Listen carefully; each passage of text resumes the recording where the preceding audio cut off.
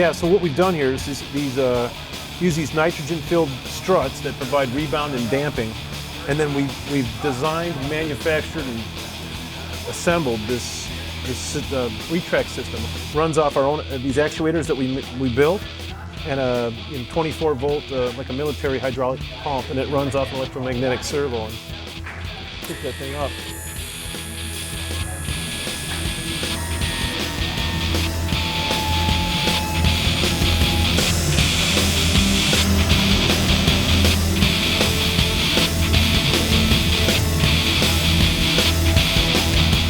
At the time, the XF-11 landing gear we built represented the most sophisticated, retractable landing gear ever built for a scale model airplane.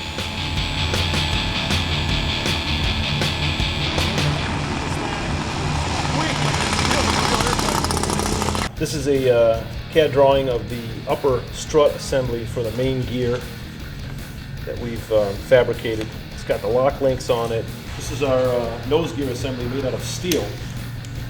But there's your nitrogen-filled cylinder up here that gets pressurized before we take off.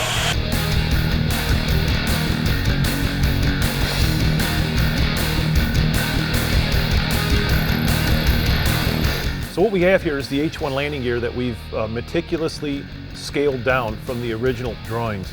We tried to stay as true as we could to the original design. It was a lot of design work, actually trying to get all the angles and pivot points and attach points and actuation methods correct.